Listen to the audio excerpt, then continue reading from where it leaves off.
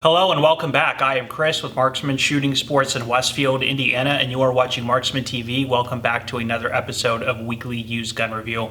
In these videos, we pick out sort of a selection of firearms that we have in our shop and give them sort of a mini review. So a 1 to 2 minute review of about 8 different firearms as opposed to one long review of one firearm. Give you guys an idea of a different variety of things that exist. Keep in mind, the point of this video is strictly to be educational. Nothing in this video is for sale, so please do not ask about pricing down in the comment section. But anyway, guys, without further ado, let's go ahead and jump into it now.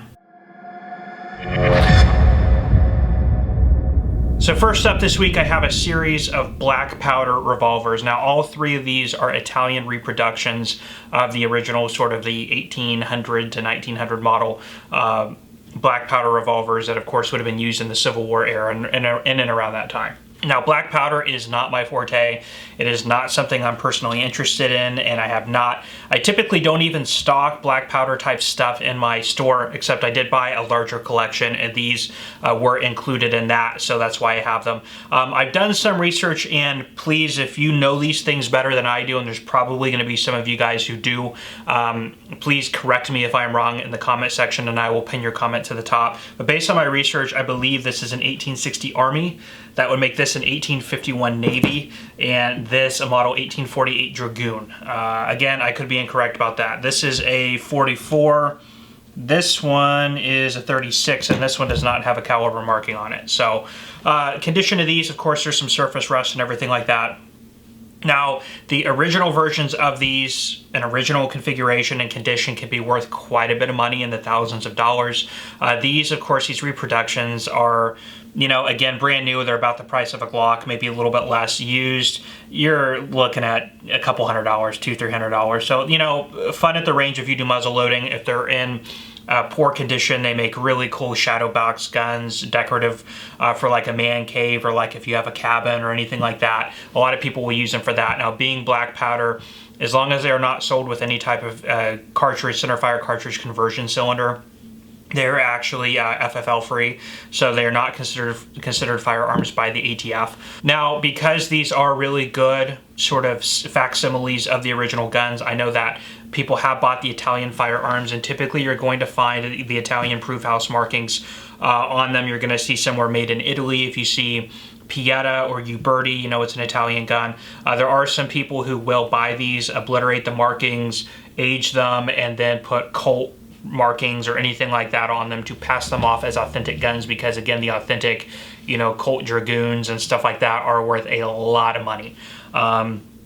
Some of them in premium condition can be worth $10,000, $20,000, $30,000, you know, depending on what you have, like a Walker or something like that. So again, if you are going to get into the original muzzle loaders, that can be worth a whole lot of money. Be very careful, because these reproductions are prevalent and they are everywhere. And again, people can be very dishonest about making reproductions and stuff like that. Because these are not labeled as firearms, people can make reproductions too and sell them, and they're not breaking any type, at least here in the United States, they're not breaking any type of firearm law, so they don't have to put, you know, their make, their model, their serial, and, you know, list them, you know, as they don't need to be a licensed manufacturer or anything like that. So again, that's why people in the muzzle loading side of things can really get burned on reproductions and fakes, which is another reason, aside from me not really being, you know, my interest in the history goes back as far as like maybe World War I.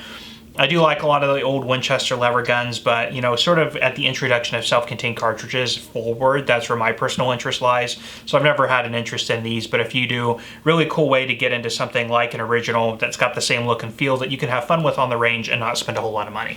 Okay, up next I have actually a pretty popular little inexpensive firearm. This is a Tanfoglio or EAA, what they call the Witness P. It is a double single action polymer framed 9mm. This one has 3 magazines.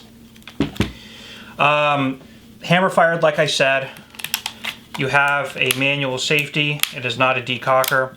3-dot configuration sight, polymer frame. The magazines hold 16 rounds. Okay, these are very inexpensive firearms, okay? We're talking in the price range of like a Taurus G2C or a G3. Used are gonna be a little bit less than that. So for a full frame firearm with a good weight and balance, in a hard case, 9mm double single action, and it is a really good quality made firearm. These are very functional and very usable. Something you should definitely consider if you're thinking about getting a home defense gun and you're on a budget. So something that should not be overlooked. You're not going to find these too commonly in your used gun cases at your dealers, not as commonly as you're going to find used Rugers and Glocks and Tauruses, but these are not difficult to find. I mean, if you can't find one locally, you can always look on Gunbroker. There's always a couple of these floating around. Again, wholly, not too expensive. And very functional. I'm sure that there's going to be a lot of people in the comment section that have had or do currently have Witness Ps, the EAA Witness, and are going to pretty much have nothing but good things to say. I've never heard anything bad about these, and people generally like them. When we get them in use, they move pretty quickly, again, because they're a good value, good budget firearm. All right, following the vein of that EAA Witness P, this is one that's sort of similar in the same sort of category. This is a SAR Arms. These are actually made in Turkey, and another really inexpensive firearm. Again, polymer frame, double single action with a hammer. Now this particular one is the SAR K2P. It is a 9mm. This one comes with one magazine. But again, incredibly inexpensive. I mean, brand new, you're looking in the price of what you're going to spend on like a Taurus G3 or something in around there. Used a little bit less than that. Again, very functional, usable firearm, double single action. This one is a manual thumb safety. The trigger on these is very, safety on, very light, with a very manageable reset. You have a low slide bore axis. It sort of takes a page out of the CZ book by putting the slide inside the frame. So if you like that low bore axis, you like the feel of a CZ, but you don't want to spend CZ money, this is a really good alternative. SAR Arms are, pretty much all of them sort of follow the same sort of mantra. So again, if you're looking at if you're looking into getting into a used firearm or even a new one, you're on a budget, these and the Tanfoglios are something you definitely should not overlook.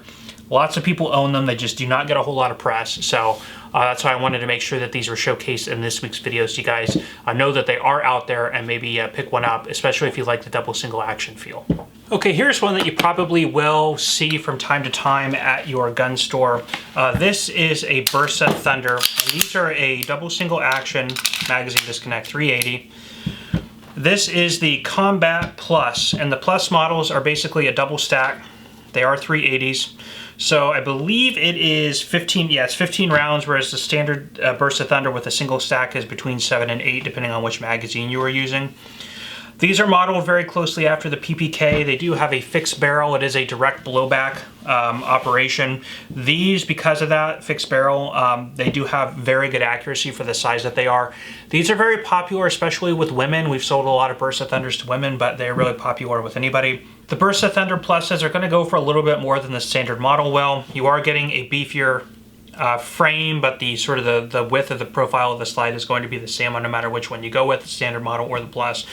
These do have a frame lock, a manual safety, which also serves as a decocker, and a magazine disconnect. So there are a lot of safety features involved with the Bersa Thunder. But again, these are not very expensive. Brand new, again, you're in the price of like a Taurus G3. You're in that $200 to $300 range. Used, you're a little bit less. But definitely something worth considering. Again, if you like the 380 caliber, something that actually does have an alloy frame, so there is a little bit more heft and weight to it. A lot of people like to avoid polymer. So if you are one of those types of people, you like something with more classical lines, again, really derived off of sort of the popular lines and aesthetics of a PPK. This is something to definitely consider. A lot of you guys probably know about the Bersa Thunders, you know that they exist. And again, you should not have to travel far to your local gun shops to find one either new or used on a shelf. Okay, next up I'm going to do these together because they are very similar. These are Springfield Model XD SS. So about, I want to say, well, it's about the time that I opened, so about 6 years ago these guys hit the market. I can't believe it's been that long that these have been on the market, but these are the first generation XDSs. They basically came out in a few different configurations. You had them in 9, 40, and 45. This was the first firearm, at least that I had seen, where the 9 and 40 frame was the same size as the 45. Okay, typically before that, if you had a certain line of firearms and you went into the 45 or the 10, you had to increase the size of the frame. The Springfield XDS was able to actually keep the frame size the same, so you did not have to give up on size or weight if you wanted to go to a higher caliber like the 45. Now this one here is a 45 and it is in a 4-inch barrel. This is a 9mm and a 3.3-inch barrel. They offered them the same. So you could get these with the stainless slide and the black frame. They came out with an FDE frame, a gray frame, and then they had them, of course, in the 3.3-inch and the 4-inch, either in the 9, the 40, or the 45. And those are basically the versions you could get them in. Now, since these have come out about a year and a half to 2 years ago, they did come out with a Mod 2. The Mod 2s do actually have a completely different sort of footprint, in my opinion. They did kind of beefing up the size a little bit, so for that reason, I actually still prefer the Gen 1s.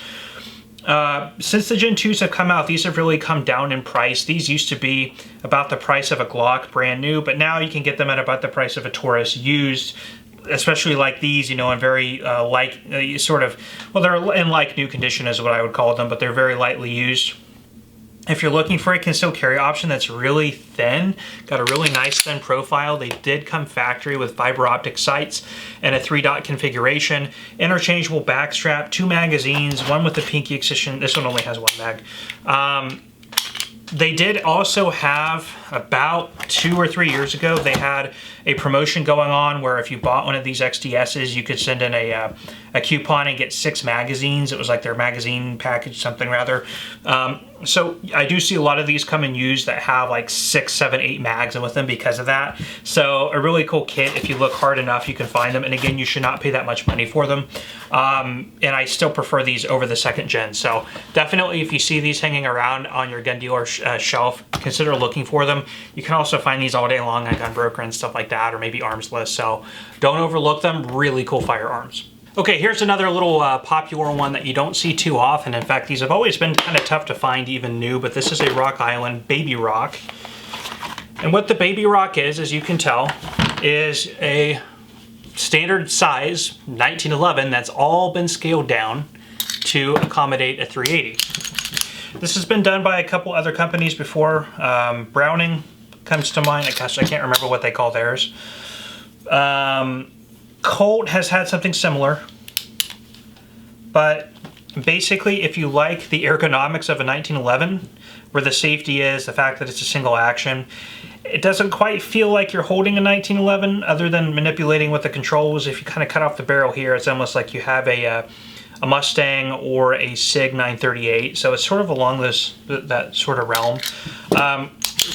Really cool firearm though, and there are a lot of people who like this type of thing. For a small 380, the capacity, I want to take a look here. The capacity looks like it's probably 7 or 8 rounds. It doesn't say that anywhere here in the box. You could look that up. I believe it's 7 or 8. So it's going to be a little bit higher than the other type of micro 380s like a SIG 238 or the Springfield 911. But you do have, in my opinion, a little bit more weight, and of course you have more length. Length is always good for more velocity and accuracy, but can definitely hinder you on sorry about that phone ring, but can definitely hinder you on concealability due to that extra size. But again, I've had people over the several years I've been in business come in looking for these and want to order them. They're kind of tough to get, so it's cool when you get one in used. Not very expensive on the used market. You know, brand new, again, you're at about the price of a Glock, maybe a little under. Shave off a couple $100 for a used one. So they are affordable and sort of a novelty type firearm. Definitely something that would be a lot of fun to play with at the range. But anyway, cool when this type of stuff comes in. I've only had a handful of these over the past several years, so they are not too common. All right, next up I have a Rossi, and this is a, pull this out here for you. Here, I pulled it out of the packaging off screen for you guys, but this is a Rossi R92. These are actually really cool little rifles. This one is a 357/38. Of course, you can get them in a 44 Magnum, blued or stainless. The stainless one, you know, you don't typically see a whole lot of lever guns classically in a stainless. Typically, it's blued, color case hardened, or brass, but it actually looks really, really, really nice. Now this is a side loading gate, sort of mimicked off of the Winchester Model 92. You have the 2 locking lugs here at the top, but of course for importation you have a little safety up here, which of course the purists are going to hate. Buckhorn rear sight with a brass beaded front, wood stocks, Really, really nice gun, really nice trigger. Now these are a really affordable way to get into a lever gun. Brand new, you're looking at about the price of a Glock. Used, you could shave off $100 or $200, depending on the condition. They are functional, they do work, and they are nice looking. Now by comparison, you can find a used post-1970s Winchester 1892, and really a variety of different calibers, and you could get those in about the price of what you may pay for a new one of these. So you know, you don't have to look too hard or too far to find a classic, but if you do want a brand new Winchester 94-esque type of model, this is something to consider. Again, used, you should find them pretty affordable, but a really, really cool firearm. And glad to have one here to sort of showcase for you guys so that you know it's out there. All right, and last up I have a Benelli Super Black Eagle 2 12-gauge shotgun with a 28-inch barrel. Now they do have the Super Black Eagle 3s out. These are offered in 24, 26, and 28 inches, left or right hand. This is a 12 gauge, it is a semi-automatic. Now everybody of course knows Benelli is sort of one of the premier names in shotguns. Their shotguns can go upwards of a lot of money. Of course, some of their more popular ones are the Benelli M4, which is used by the military. They've had the M3, which was like a conversion between a pump and a semi-automatic. This is semi-automatic only, mainly made for like a field and sporting type use. The Benelli M1 through M4 are used more for military and law enforcement practicums, but of course they make a variety of different shotguns, known for their quality, durability, ruggedness. And of course, with that sort of known quality goes the price. These are not among their most expensive, but they're not also among the cheapest. Supernova is sort of like the entry level. This should be more of a mid-tier. They are between $1,000 and $2,000 new. Of course, they're still over around the $1,000 mark used. So they do command a little bit of money, but of course that's what you're getting with a premium name like Benelli. I don't see too many Benelli shotguns come in here. I have had an M3 in here. I want to say I've had a couple of Supernovas. Other than that, I mean, you really don't see Benelli show up too much. People get them, they hold on to them. They're just wonderful shotguns. They work well. They're reliable. They're fun to shoot. Really light on the recoil. A lot of them have the inertia-driven systems on their semi-automatics. So just a really smart, well-designed gun. Of course, Benelli's out of Italy, and definitely going to take the number 8 spot. I think we're on 8. In this video, just because I hardly ever see a Benelli come in here used. All right, well that is all the time I have for you today on these. Thank you so much for stopping by and checking out this video. If you enjoyed, please let me know by hitting that like button, and if you want to see more content like this, please consider subscribing to my channel so you can see more videos like this as I post them. Again, I am Chris with Marksman Shooting Sports in Westfield, Indiana. You are watching Marksman TV, and I will see you next time.